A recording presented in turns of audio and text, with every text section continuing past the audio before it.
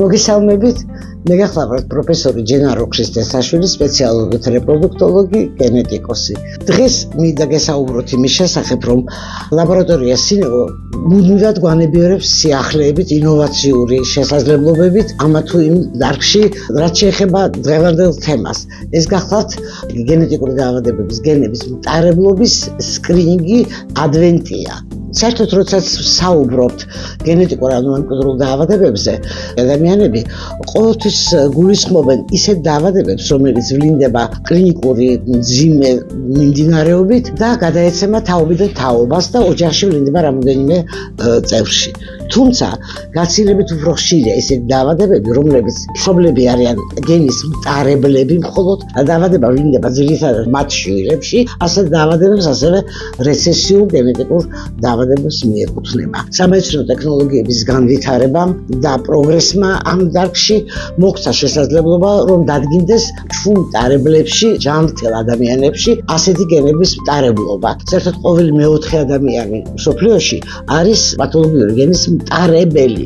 სინევოს მიერ შემოთავაზებული ადვენტიას სკრინინგ პანელებით შესაძლებელია პრაქტიკულად ყველა მუტანტური გენის დადგენა, რომელიც იწვევს მძიმე მიმდინარეობას დაავადების, არის ხშირი, ან შეიძლება არ იყოს ხშირი, მაგრამ იწვევს მძიმე დარღვევებს, რომელიც ზოგჯერ სიცოცხლისთვის საშიშიც კი არის. მტარებლობის სკრინინგს იტარებს წყვილი, რომელიც ან აპირებს ოჯახის შექმნას, ან შექმნა ოჯახი და გეგმავს ორსულობას და ამასთან უნდა იცოდეს, რომ ნამდვილად მათ არ აქვთ იმის რისკი, რომ მათ შვილებს გამოუვლინდეთ ეს გენეტიკური დაავადება. ასეთ შემთხვევაში წყვილი აკეთებს რეპროდუქციულ არჩევას, თუ რა გზას მიმართოს და რა გზა არსებობს ამისთვის, თუ დადგინდა, რომ ორივე მეუღლე არის მტარებელი ერთ და იგივე გენის და არის ამ გენის დაწყვილების რისკი, თუმცა შესაძლებელია მათ შვილები იყვნენ მტარებლები, ესეთივე ჩხუბი როგორც თვითონ არიან, ან სრულიად ჯანმრთელი. აქაც 25%-ია, მტარებლობის რისკი არის 50%. კიდევ რა შემთხვევებში უნდა ჩატარდეს, როდესაც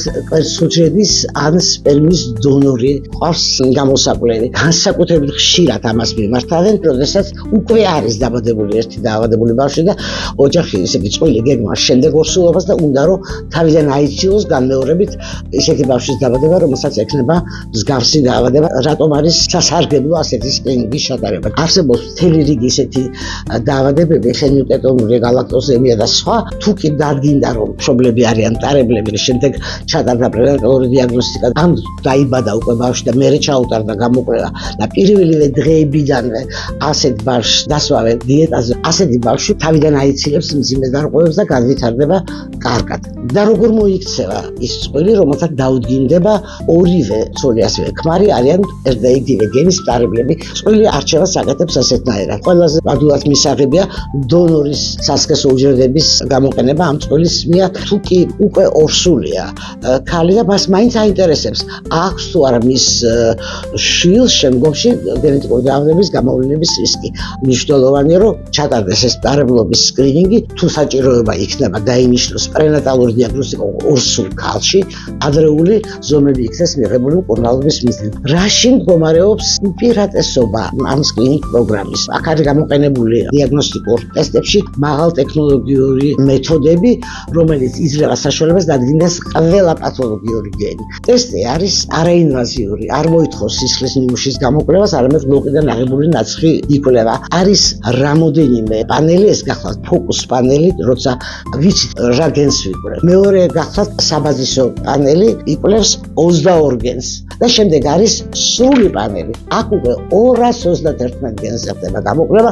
უნდა გავითვალისწინოთ, რომ მაღალი სიზუსტით ხასიათდება ეს მეთოდი, სრულშედეგები დადებითი და უარყოფითი არ არის და ეს არის ძალიან მნიშვნელოვანი და სანდო მეთოდი არის ამ შემთხვევაში. გირჩევთ, რომ გამოიყენოთ ეს შესაძლებლობა, რომელსაც გვთავაზობს ლაბორატორია სინევო. კარგად გრძელდებოდეთ.